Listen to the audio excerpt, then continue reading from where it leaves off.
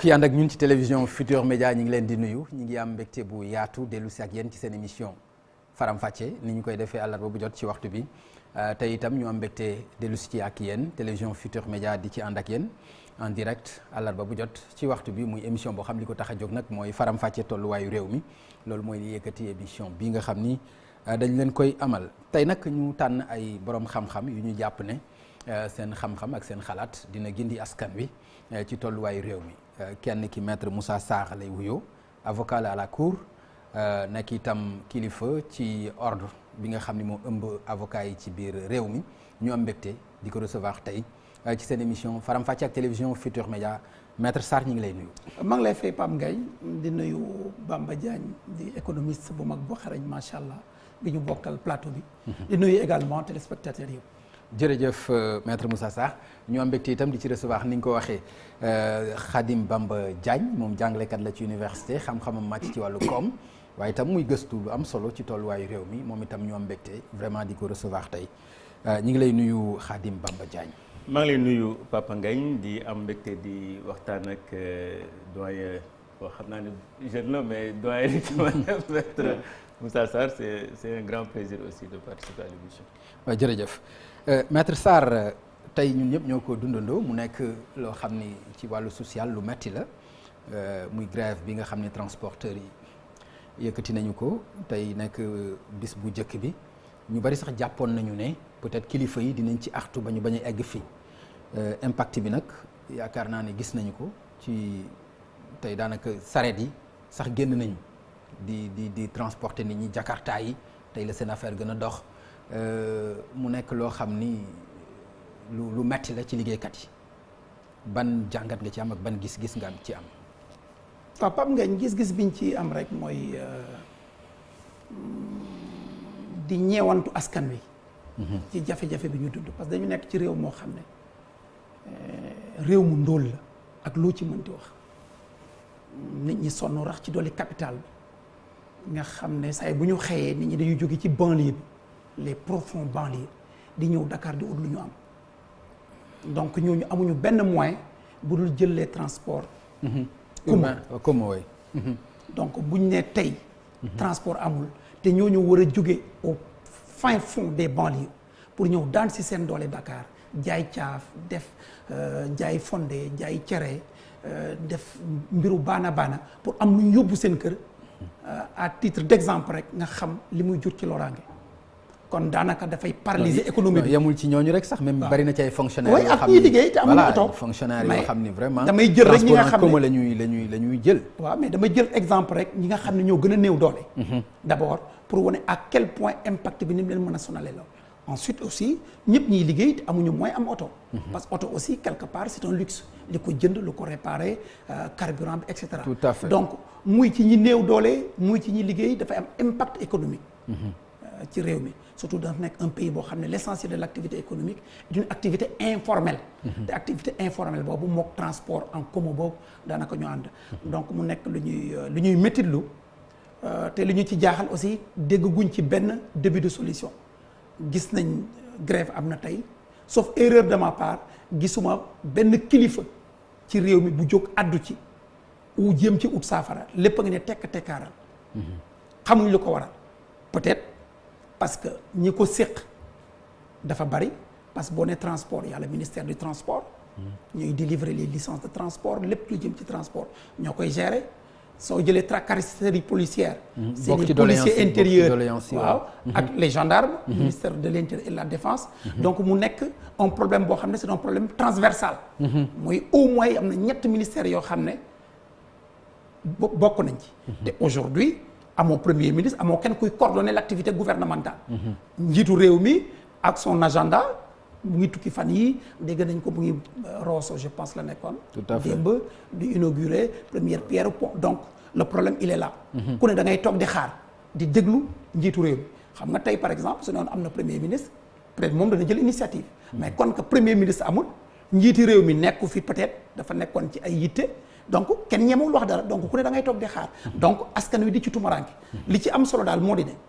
ñi nga xam ne ñoom ñoo ŋànk réew mi ñu jox leen responsabilité ñu téye réew mi muy secteur yëpp nañ ci jóg parce que dafa am impact économique réel impact social réel. Ok. pour ñi gën a néew doole.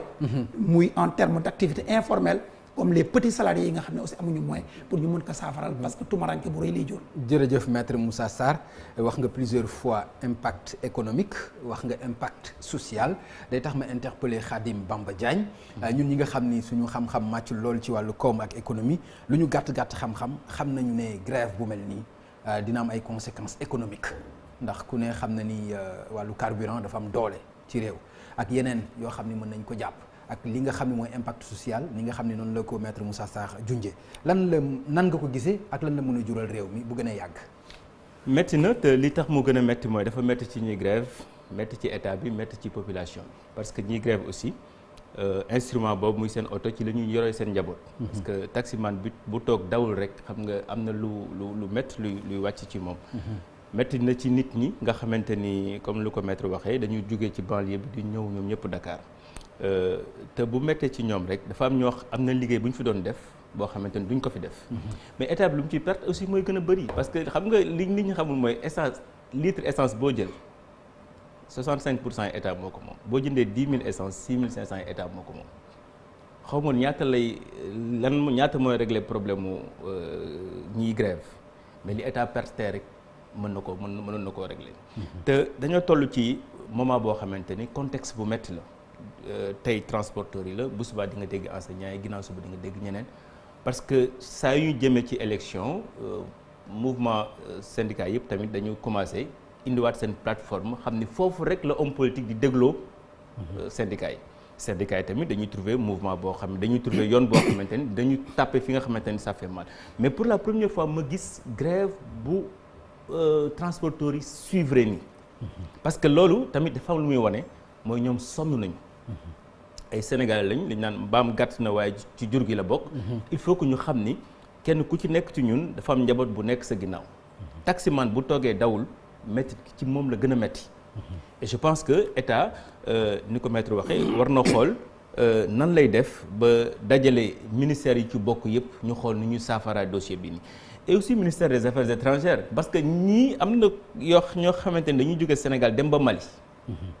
dem na lakkoon nañ fi sax ay bus malien ay bus sénégalais ça veut dire que ni la chose est tellement sérieuse mais comme si duñ ko régler dañu buux rek mais ñi fi ñu toll ni dañoo sës jàpp nañu ni transport bi essence bi cher na licence yi cher na ba pare aussi li nga war a fay ci yoon bi ba egg metti na loolu lépp nag pour man bu ñu toogee ñoom ñëpp xeexandoo ko ak violence bi ñu ci àndal tey nga xamante ni presque tous les syndicats transporteurs yëpp accepté mot d'ordre bi ça veut dire que état war na taxaw sérieusement étudier ko te état tamit dafa war di utiliser mois de novembre décembre balaa muy teg budget parce que xam nga fi ñu ne ni voté nañ budget ba pare. lu mu ci prévoirul vraiment mooy na mu ko def. balaa mu koy def war na waxtaan ak syndicats yu bëri ñu xam lii la état bi mën a def. mais nag ñoom aussi am nañ fu ñu mën a dugalee leneen aussi ci ay LFR ak yooyu yëpp am na. mais xam nga LFR mooy loo waajul. mais loo xamante ni mi ngi fi. da nga ci war a toog balaa ngay defar sa mbir nga waxtaan ak ñoom. ne leen lii laa mën lii mënuma ko lii nañ bàyyi ba dans 3 ans 4 ans 5 ans loolu day tax par exemple muy jàngale bi muy transport bi ku ne xam ni état bi lii la mën mais fi Covid bi sonalee borom kër yi nga ñëw ba foofu bëgg leen am ay charges yoo leen yokkal tey jugaguñu ci situation yi ñu nekkoon je pense que loolu parfois mais maître Moussa Sarr dafa am lu mu junj sax quand même daf ni manque premier ministre joué na ci wàll boobu ndax gis-gis boobu am nga ko ci yow itam. mais xam nga premier ministre mënul ñàkk ci réew. dafa amul benn dëkk ci àdduna. boo xamante ni sëriñ bi doom bëkk nekk xam c'est-à-dire doom ko seconde.